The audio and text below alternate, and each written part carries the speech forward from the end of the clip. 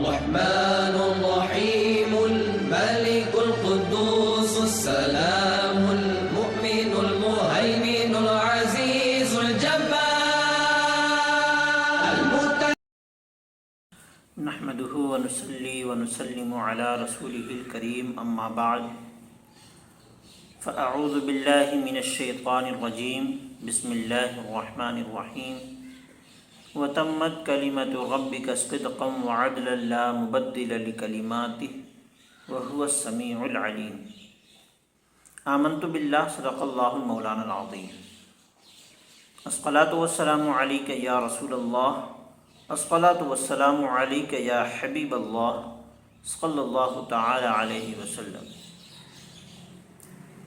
معزز ناظرین، السلام علیکم ورحمۃ اللہ وبرکاتہ۔ بحمدہ تعالی و بتوفیق الہی، قرآن کریم کی صداقت کے حوالے سے ہم پھر ایک دوسرے کے روبرو ہوئے ہیں۔ آج کی نشست میں ہم انشاءاللہ عز و جل صلح حدیبیہ کے حوالے سے بات کریں گے کہ صلح حدیبیہ کیا ہے۔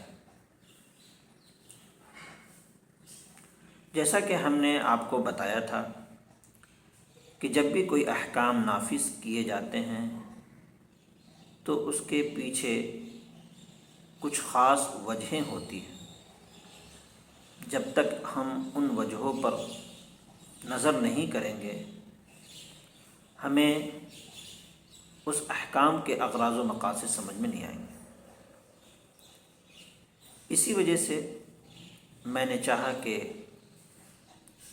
کچھ ضروری باتیں اور کچھ اہم وجوہات آپ کے گوشے گزار کر دوں۔ 628 عیسوی غالباً 6 ہجری کو 1400 جانثار صحابہ کے ہمراہ مدینہ منورہ سے عمرہ کے ارادے سے مکہ مکرمہ کی طرف آپ صلی اللہ علیہ وسلم روانہ ہوئے۔ عرب کا رواج تھا کہ جب بھی کوئی ایسا شخص جاتا وہاں جس کے پاس اوزار نہ ہوتا تو اسے کعبہ کی زیارت کی اجازت دے دی جاتی تھی۔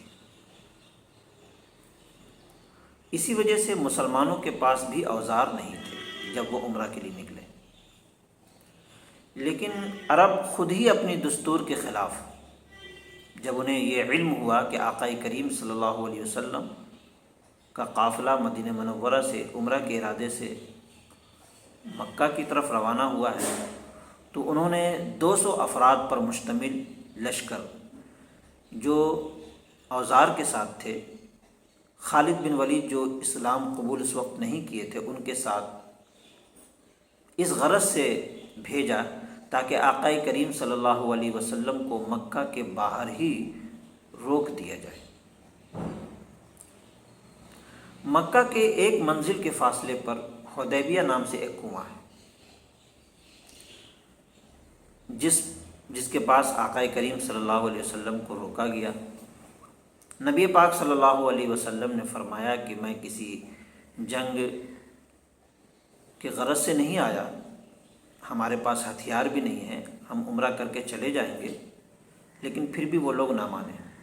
بات کرنے کی غرض سے حضرت عثمان غنی رضی اللہ تعالیٰ عنہ کو نبی پاک صلی اللہ علیہ وسلم سفیر بنا کر مکہ کی طرف روانہ کیا۔ واپسی میں جب دیر ہوئی تو سارے صحابہ تھوڑے پریشان ہوئے، اور اسی پریشانی کے عالم میں ایک درخت کے نیچے آقا کریم صلی اللہ علیہ وسلم سے بیعت حاصل کیا کہ ہم کسی بھی حال میں آپ کو ہم اکیلا نہیں چھوڑیں گے، ہر حال میں آپ کا ساتھ دیں گے اور ہر گناہ سے بچتے رہیں گے جس کا آپ حکم دیں گے۔ یہ بیعت حاصل کی۔ اسی درمیان حضرت عثمان غنی رضی اللہ تعالیٰ عنہ وہاں پہنچ گئے، اور پھر مکہ کی طرف سے سہیل بن عمر کو بھیجا گیا، ان کے ساتھ کچھ ساتھیوں کو بھیجا گیا کہ جا کر کے بات کریں، تو پھر صلح کے ٹاپک پر بات چیت شروع ہوئی۔ آقا کریم صلی اللہ علیہ وسلم نے ایک مجلس رکھی، سارے صحابہ موجود تھے۔ کفار کی جانب سے سہیل بن عمر بات کرنے کے لیے آگے بڑھا، ادھر سے آقا کریم صلی اللہ علیہ وسلم بات کر رہے تھے۔ تو صلح نامہ حضرت علی المرتضیٰ کرم اللہ وجہہ الکریم کو اللہ کے نبی صلی اللہ علیہ وسلم نے لکھنے کا حکم دیا۔ صلح نامہ میں جو خاص شرائط تھی، میں ان شرائطوں کی طرف آپ کی توجہ کو مبذول کرانا چاہوں گا۔ ان میں سے سب سے پہلی شرط یہ تھی کہ الحرب بینہما 10 سنین، فریقین کے مابین 10 سال تک جنگ نہ ہوگی۔ سب سے پہلے ہم آپ کو بتا دیتے ہیں کہ ہم نے جن کتابوں کے ریفرنس سے یہ بیان کرنے کی کوشش کی وہ کتاب یہ ہیں: بخاری شریف کتاب الصلح، کتاب الشروط، حدیث نمبر 2699، حدیث نمبر 2031-32، الکامل فی التاریخ جلد 2 صفحہ نمبر 239، سبل الہدی والرشاد جلد 5 صفحہ نمبر 86 یعنی 86۔ تو جو شرائط کی جو اہم باتیں جو تھی اس کو میں کوٹ کر رہا ہوں۔ نمبر 1، الحرب بینہما 10 سنین، فریقین کے مابین 10 سال تک جنگ نہ ہوگی، نہ ادھر سے جنگ کے اقدام کیے جائیں گے نہ ادھر سے جنگ کے اقدام کیے جائیں گے، امن و شانتی بنا کے رکھیں گے 10 سال تک۔ نمبر 2، وَأَن يَأْمَنَ النَّاسُ بَعْضُهُمْ بَعْضًا، لوگ ایک دوسرے سے امن میں رہیں گے، امن و سکون میں رہیں گے، کسی شخص کو ایک دوسرے سے خطرہ نہیں پہنچے گا، نہ آپ کی طرف سے ہمارے لوگوں کو خطرہ پہنچایا جائے گا، نہ ہماری طرف سے آپ کے لوگوں کو خطرہ پہنچایا جائے گا۔ نمبر 3، وَأَن يَرْجِعَ رسول اللہ صلی اللہ علیہ وسلم عامہ ھذا، اس سال حضور اکرم صلی اللہ علیہ وسلم واپس چلے جائیں گے، عمرہ نہیں کریں گے۔ نمبر 4، فَإِذَا كَانَ الْعَامُ الْمُقْبِلُ قَدَمَهَا فَخَلُّوا بَيْنَهُ وَبَيْنَ مَكَّةَ، مشرکین مکہ مکرمہ سے نکل جائیں گے، جب آپ عمرہ کے لیے آئیں گے تو وہ جگہ چھوڑ دی جائے گی، آپ عمرہ کریں گے۔ فَأَقَامَ فِيهَا ثَلَاثًا، آپ وہاں 3 روز قیام کریں گے۔ نمبر 5۔ نمبر 6، فَلَا يَدْخُلَهَا إِلَّا بِصَلَاحِ الرَّاكِبِ، آپ کا خود اوزار آپ کے پاس نہیں ہوگا بلکہ مسافر کا آپ اوزار لے سکتے ہیں۔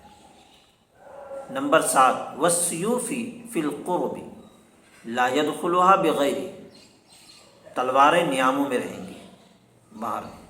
نمبر 8، وَأَنَّهُ مَنْ أَتَى مُحَمَّدًا مِنْ قُرَيْشٍ بِغَيْرِ إِذْنٍ وَلِيِّهِ وَإِنْ كَانَ عَلَى دِينِ محمد صلی اللہ علیہ وسلم رَدَّهُ إِلَى وَلِيِّهِ، قریش کا جو شخص اپنے سرپرست کی اجازت کے بغیر محمد عربی صلی اللہ علیہ وسلم کے پاس جائے گا، اگرچہ وہ آپ کے دین پر ہوگا، اسے واپس کر دیا جائے گا۔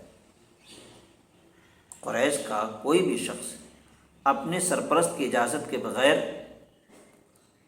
آپ کے پاس جائے گا، یعنی محمد عربی کے پاس جائے گا، اگرچہ وہ آپ ہی کے دین پہ ہوگا لیکن آپ اس کو واپس کریں گے۔ نمبر 9، اسی کے برعکس، وَأَنَّهُ مَنْ أَتَى قُرَيْشًا مِمَّنِ اتَّبَعَ مُحَمَّد لَمْ يَرُدُّوهُ عَلَيْهِ، اور محمد عربی صلی اللہ علیہ وسلم کا پیروکار قریش کے پاس آئے گا تو وہ قریش اسے واپس نہیں کریں گے۔ اس پر لوگوں کو تھوڑا اعتراض بھی ہوا کہ ایسا کیسے، کہ ہم واپس کر دیں اور آپ واپس نہ کریں گے۔ بہرکیف نبی پاک صلی اللہ علیہ وسلم نے اسے ایکسیپٹ کر لیا۔ مزید یہ بھی کہا گیا کہ نہ چوری ہوگی نہ دھوکہ دہی ہوگی، ان کے درمیان جنگ و جدال نہیں ہوگی، اور یہ بات بھی واضح کی گئی کہ جو بھی قبیلہ فریقین میں سے جس کو بھی چننا چاہے وہ اس کے معاہدے کے ساتھ ہو جائے۔ بنو خزاعہ اٹھے، انہوں نے کہا ہم محمد عربی صلی اللہ علیہ وسلم کے ساتھ معاہدہ کرتے ہیں، یعنی ہم ان کے ساتھ ہیں۔ بنو بکر نے کہا کہ ہم قریش کے معاہدے کے ساتھ ہیں، یعنی ہم ان کے ساتھ ہیں۔ یعنی بنو خزاعہ نبی پاک صلی اللہ علیہ وسلم کے ساتھ اور بنو بکر قریش کے ساتھ۔ بہرکیف یہ صلح نامہ تیار کر لیا گیا۔ اب اس 10 سال میں کیا ہوا؟ پھر اس صلح کی خلاف ورزی کس کی طرف سے ہوئی؟ معاہدہ کس نے توڑا؟ پھر معاہدے کے جواب میں کیا حکم نافذ کیے گئے؟ ظاہر سی بات ہے جب کوئی معاہدہ تیار کیا جاتا ہے تو اس میں دونوں طرف امن و شانتی بنا رہتا ہے۔ اگر آپ معاہدہ توڑتے ہیں تو دونوں طرف امن و شانتی کو آپ بھنگ کرتے ہیں۔ معاہدہ کیا ہی اس لیے جاتا ہے تاکہ آپ کے ملک کے لوگ بھی امن و شانتی سے رہیں اور ہمارے ملک کے لوگ بھی اس طریقے کے شور شرابے سے محفوظ رہیں، امن و شانتی سے رہیں۔ اگر معاہدہ توڑ دیا جائے تو ظاہر سی بات ہے کہ پھر وہ امن و شانتی برقرار نہیں رہتا اور ہر شخص جواب دینے کی کوشش کرتا ہے۔ بہرکیف انشاءاللہ عز و جل آگے کے نشست میں ہم آپ کو بتائیں گے کہ کس طریقے سے معاہدوں کو توڑا گیا۔ آج کے لیے بس اتنا ہی۔ رب العزت کی بارگاہ میں دعا ہے کہ مولا کریم ہم سب کو کہنے اور سننے سے زیادہ عمل کرنے کی سچی توفیق عطا فرمائے۔ وما توفیقی الا باللہ، لا الہ الا اللہ محمد رسول اللہ صلی اللہ علیہ وسلم، وما علینا الا البلاغ۔ السلام علیکم ورحمۃ اللہ وبرکاتہ۔